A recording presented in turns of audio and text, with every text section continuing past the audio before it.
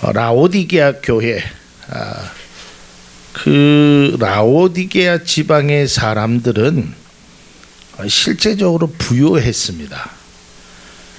거기에는 지난 시간에 말씀드렸듯이 상업적으로, 또 거기에는 이 의료기관이, 그러니까 기관이라는 말 오늘날로 하면 그렇지만 의료가 굉장히 발달되었습니다. 특별히 그 안과, 눈의 질환 환자들은 아주 거기에서 좋은 약을 만들어서 이렇게 판매를 하고 그랬기 때문에 경제적으로 어려움이 없었습니다. 이제 그러다 보니까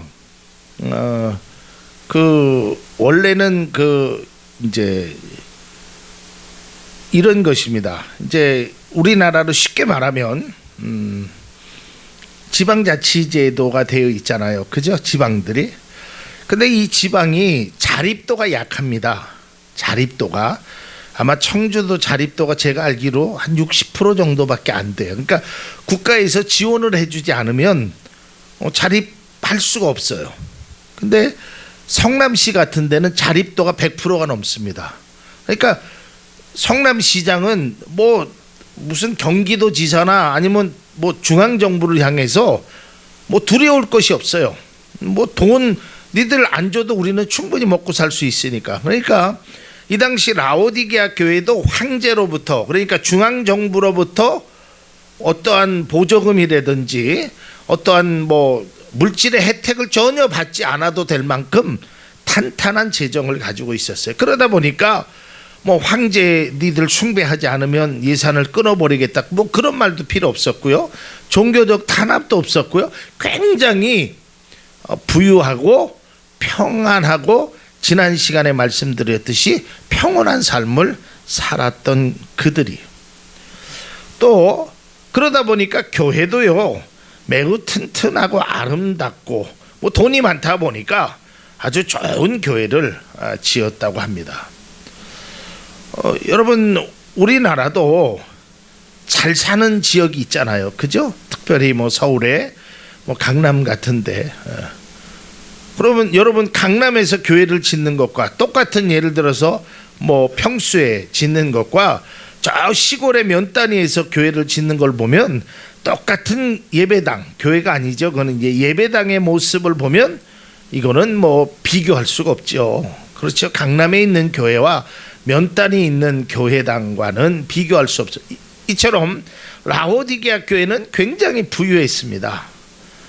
그리고 라오디게아 사람들은 그들 스스로가 행복하다라고 생각할 수밖에 없었습니다. 그런데 그러한 라오디게아 교회를 향하여 주님이 말씀한 겁니다. 뭐라고 얘기하냐면 내가 너를 토해버리겠다. 혹독하고 준엄한 경고, 책망의 말씀을 행하는 것입니다. 그러니까 라오디게아 교회의 입장에서 보면 이거 깜짝 놀랄 일입니다. 하나님, 우리가 뭘 잘못했죠? 하나님, 우리 뭐 예배도 드렸고요, 헌금도 드렸고요, 기도도 했고요, 뭐 할 만큼 다 했는데 우리가 뭐가 잘못됐죠? 아마 그들의 입장은 이렇게 항변할 수 있었을 거예요. 근데 주님은 내가 너희를 토해버리리라. 근데 조건이 있죠. 차든지 덮든지 하지 아니하면 토해버리리라. 여러분, 이게 토한다는 말은 무슨 말이냐면 내가 너와 함께 하지 않겠다는 거예요. 우리가 간혹 음식을 먹다가 뭐 과식이나 잘못된 것이 있으면 여러분 토할 때도 있죠. 가끔 그 토하는 거는 내 몸에 이 음식이 필요 없다라는 겁니다. 그러니까 몸에 있는 이 기관들이요 그 음식을 배척하는 거예요. 너 들어오지 마. 내가 너를 소화 안 시킬 거야. 너하고 함께 할 수 없어. 그러니까 내 보내는 거거든요. 이거와 마찬가지로 하나님께서 내가 너희를 더 이상 하나님의 자녀로 보지 않겠다는 겁니다. 이건 매우 심각한 말이고 매우 무서운 말씀인 것입니다. 우리가 보았듯이 이 7교회 중에 하나 에베소 교회를 향하여 하나님이 요한계시록에 이렇게 말씀하셨습니다. 요한계시록 2장 5절의 말씀입니다. 그러므로 어디서 떨어졌는지를 생각하고 회개하여 처음 행위를 가지라. 만일 그리하지 아니하고 회개하지 아니하면 내가 내게 가서 내 촛대를 그 자리에서 옮기리라. 그러니까 너하고 끝내겠다라는 겁니다. 촛대를 옮긴다는 거, 이건 매우 정말 심각한, 믿음의 사람으로서는 절대로 들어서는 안 될 그 말씀, 또 교회를 향하신 하나님의 말씀에 매우 혹독한 말씀입니다. 뿐만 아니라 에레미야 31장 7절에 보면 여호와께서 이와 같이 말씀하시니라. 중간은 좀 생략했습니다. 내가 이스라엘 자손이 행한 모든 일로 말미암아 그들을 다 버리리라. 여호와의 말씀이니라. 그러니까 오늘 말씀과 함께 토해버리겠다라는 거예요. 버려버리겠다라는 거예요. 얼마나 심각합니까? 여러분, 우리가, 제가 이 말씀을 하면서 생각나는 게 마태복음 25장 이후의 말씀이에요. 주님, 우리가 주의 이름으로 이런 일도 행했습니다, 저런 일도 행했습니다. 그러니까 주님이 뭐라고 그러냐면 내가 너를 도무지 알지 못한다. 아니 주님, 무슨 말씀입니까? 내가 이렇게도 했고 저렇게도 했고 그렇게도 했는데. 그러니까 주님은 이야기하는 거예요. 내가 배고팠을 때, 내가 목말랐을 때, 내가 추웠을 때, 내가 옥에 갇혔을 때 너는 나를 모른다고 했다. 그러니까 여러분, 이게 무슨 뜻이냐면 하나님이 원하시는 것과 그들이 원하는 것이 이게 합치가 되지 않았다는 거예요. 여러분, 신앙에는 이게 매우 중요합니다. 제가 늘 말씀드렸지만 아무리 열심히 해도, 아무리 빨리 가도요, 이게 방향성이 다르면 그 아무 소용없어요. 제가 아는 분이요, 실제적으로 그런 일이 있었다고 합니다. 이분이 이제 운전을 해가지고 아주 열심히 이제 고속도로에 들어갔어요. 고속도로를 타고 가다가 그분이 목적지는 광주였었어요. 그러면 그 중간에 대전 못 미쳐서 거기에서 호남선으로 타야 되잖아요. 이분은 그냥 계속 간 거야, 자기가. 근데 아무리 가도 광주라는 편말이 나올 기미가 안 보이더래. 그래서 휴게소 가서 물어봤더니 잘못 왔다고 그러더래요. 여러분, 그런 겁니다. 내가 아무리 열심히, 아무리 빨리 쉬지 않고 달린다고 하여도 내 방향성이 잘못되면 그것은 아무 의미가 없는 거예요. 신앙도 마찬가지입니다. 내가 열심히 하는 것 좋죠. 그러나 그것이 주님의 뜻하고 상관없는 일을 열심히 한다면 그건 아무런 효과가 없는 거예요. 아무런 필요가 없는 거예요. 오히려 더 힘들게 만드는 거예요. 다 부숴버리게 만들게 된다는 거예요. 그러니까 하나님이 원하시는 것을 내가 그것을 통해서 하나님 앞에 드리는 것이, 그게 진정한 것이지, 아무렇게나 내 생각대로 내 방법대로 하는 것이 신앙생활이 아니라면. 마찬가지로 이 라오디게아 교회의 사람들은 자기들의 생각 속에서 살아가고 있었다는 것입니다. 그 문제가 바로 차지도 않고 덥지도 않다라는 거예요. 그렇다면 오늘은 제가 한 가지 이유만 말씀드리고 다음 시간에 두 번째, 세 번째 이유를 말씀드리고자 합니다. 첫 번째 이유가 가장 중요한 것입니다. 그것이 바로 자기 진단의 오류입니다. 여러분, 우리가 병원 가서 건강 진단, 건강 검진을 받으려면 자기를 진단하죠. 그렇죠? 야채는 몇 번 먹습니까? 하루에 운동은 몇 번 합니까? 이제 이런 거를. 근데 그 진단이 오류가 나게 되면은요, 의사가 이상하게 생각합니다. 당신 이렇게 살았다며요? 예. 근데 왜 결과가 이렇게 나오죠? 그러니까 자기가 자기 자신을 진단의 오류, 특별히 신앙인들에게는 이것이 굉장히 큰 오류로 작용하는, 오늘 3장 17절을 다시 한번 보면 이렇게 기록되어 있습니다. 내가, 그들이, 그러니까 라오디게아 교회의 교인들이 말하기를 나는 부자라, 부유한 것, 부족한 것, 부여하여서 부족한 것, 모자라는 것 하나도 없다 하나. 그러니까 그들이 진단입니다. 나는 부자이기 때문에, 나는 부유하기 때문에 부족한 것이 없다. 그렇게 너희들은 진단하지만 하나님의 진단은 내 곤고한 것과 가련한 것과 가난한 것과 눈먼 것과 벌거벗었다. 그러니까 라오디게 교인들이 자기를 진단하는 것과 하나님의 진단은 너무 다르다는 거예요. 그들은 부자라고 하고 부족한 것이 없다고 하지만 하나님은 너는 가난하고 벌거벗었고 눈멀었다라고 얘기하는 거예요. 여러분, 이건 신앙에 매우 심각한 일입니다. 오늘날에도 마찬가지입니다. 스스로가 부족함 없다라고 생각합니다. 말로는 나는 부족하지요, 나는 죄인입니다. 하지만 마음속 한구석에는 그래도 내가 믿은 만큼은, 내가 무엇만큼은 스스로가 잘못 진단하는 거예요.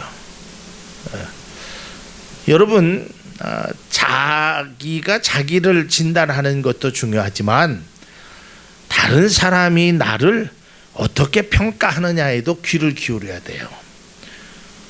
근데 그런 평가에 대해서는 귀를 기울이지 않는 거예요. 그러면서 뭐라고 얘기하냐면 그건 네가 잘못 나를 평가했다라고 다른 사람의 평가를 아주 냉대하거나 부정하는 경우가 있어요. 그러니까 다른 사람이 그런 평가를 하면 나에게 혹시 이런 잘못이 있지는 않는지, 저 사람이 왜 나를 그렇게 평가를 했는지 이걸 조금 한번 되새겨 봐야 되는데 그냥 내 신앙만 옳다라고 주장하는 거예요. 내 방법만 옳다라고 주장하는 거예요. 내 실력만 옳다라고 주장하는 거예요. 그것은 바람직하지 않다라는 겁니다. 오늘 낮 시간에도 얘기했지만요, 제가 어제 축구를 보면서 저도 후반 조금만 봤는데 선수들이 이제 막 치열하게 경기하다가 시간도 얼마 많으니까 어제 파울도 굉장히 많이 나오더라고요. 근데 파울을 해갖고 탁 딴지를 걸잖아요. 그러면 그 태클을 건 사람의 반응은 나 잘못한 거야, 나 아니라는 거예요. 막 이렇게 해서요. 그런데 주심은 여지없이 넌 옐로 카드다. 내가 아무리 아니래도 소용없어요. 여러분, 이건 억울함을 이야기하는 것이 아닙니다. 하나님의 판단은, 하나님이 여러분들을 향한, 우리를 향한 진단은 정확한 거예요. 내가 아무리 아니라고 해도 그것은 하나님의 진단이 맞다라는 거예요. 여러분, 우리는 나는 정말 부족한 것이 없습니다, 나는 이렇게 합니다, 자기 자신을 그렇게 진단하지만 그게 안 된다는 거예요. 자신에 대한 진단 평가가 잘못되었다는 것입니다. 스스로 자신이 지금 어떠한지에 대해서 깨달아야 하는 것입니다. 여러분, 한번 제가 선창을 하고 여러분들이 한번 따라서 하게. 신앙은 내 생각이 중요한 것이 아니라 주님 생각이 중요합니다. 아멘. 네. 자, 제가 대학 다닐 때 보통 대학 시험은 객관식이 많이 없습니다. 주관식의 시험입니다. 그래서 교수님이 한 문장에 대해서 뭘 놓고 뭘 논하시오라고 얘기했습니다. 근데 제가 가장 시험에 생각나는 시험이, 너무 황당했던 시험이, 저는 나름대로 공부를 열심히 했어요. 제가 그 교수님을 존경하기 때문에 그 교수님이 수업은 한 번도 안 빠졌어요. 지각도 안 했어요. 수업 시간에 졸지도 않았어요. 열심히 했어요. 근데 시험 문제가 딱 뭐라고 나왔냐면 마태복음 1장에 나타난 것을 보고 논하시오 이러는 거예요. 나는 뭘 얘기하는지 도무지 알 수가 없었어요. 마태복음 1장을 보고 뭘 얘기하라는지를 몰랐어요. 그래서 저는 그냥 나름대로 내가 원하는 대로 답을 썼어요. 얼마 있지 않고 시험이 끝나고 나서 제가 교수님한테 물어봤어요. 교수님, 그 시험의 의미가 뭡니까? 그랬더니 이런 거다라고 말씀하는 거예요. 근데 나는 나름대로의 B4 용지에다가 다 빽빽하게 썼는데 교수님의 말씀하고는 전혀 다른 말을 썼어요. 나는 그 교수님도 좋아하고 출석도 잘했고 열심히 수업도 들었고 시험 공부도 했는데, 그래서 나는 나름대로 시험을 쓰면서 이렇게 쓰면 될 거라고 생각을 했었는데, 결국은 거기에서 교수님의 평가는 제 시험 점수를 좋게 줄 수 없다라는 평가를 받았습니다. 마찬가지입니다. 우리의 신앙도 내가 열심히 하는 것, 결석하지 않고 지각하지 않고 열심히 또 노력하는 것 중요합니다. 그러나 내 생각, 내 뜻이 거기에 들어가는 것이 아니라 하나님의 뜻, 하나님의 생각, 이것이 우리에게 이루어져야 한다라는 것입니다. 제가 지난 목요일 날 장경동 목사님 부흥 집회에 참여하면서 아주 귀한 것을 깨달았습니다. 그 속에서 저도 이 말씀 속에 적용해 보려고 합니다.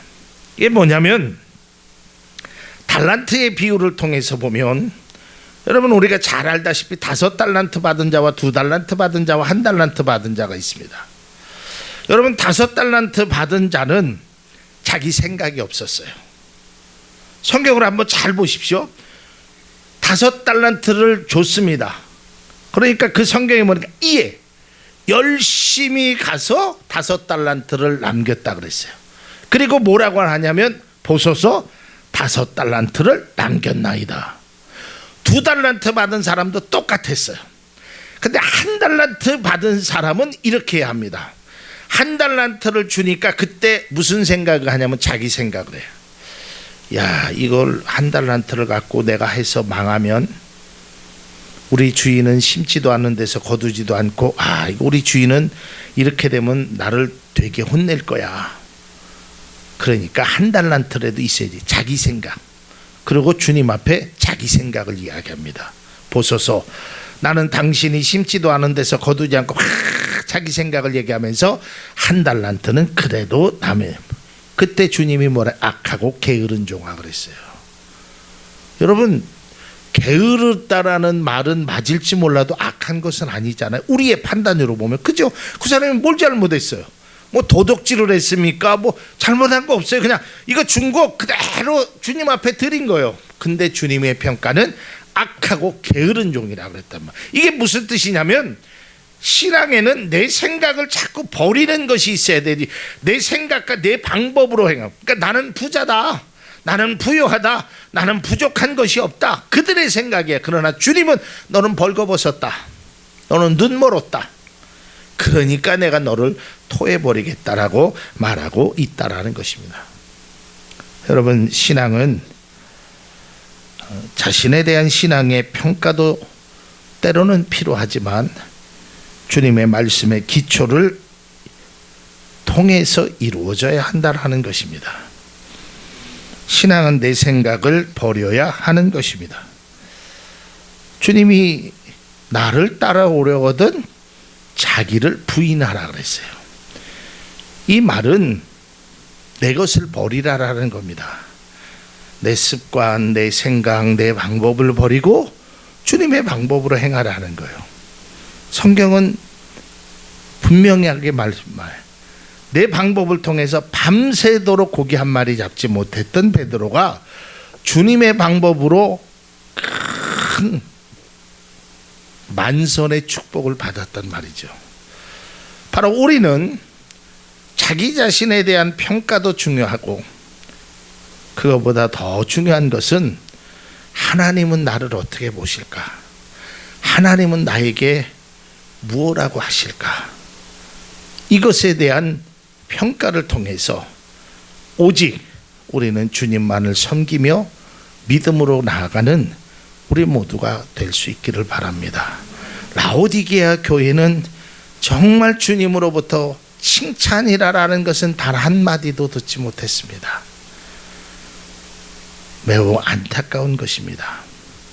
그렇다고 해서 그들이 불신자가 아니었습니다. 이건 교회를 향한 말씀이에요. 요한계시록에 나타난 7교회를 우리가 잘 봐야 돼. 이거는 믿지 않는 사람들에게 행한 말씀이 아니라 믿음의 사람 교회를 향해서 하신 말씀이라는 겁니다. 그래서 우리는 이 말씀 속에서 다음 시간에 다시 말씀드리겠지만 정말 하나님은 나를 어떻게 보실까? 나의 믿음. 그래서 주님 앞에 늘 겸손한 모습으로 내 자신을 나를 바라볼 줄 아는 그런 믿음의 참된 은혜가 우리 가운데 있어지기를 주님의 이름으로 축복드립니다.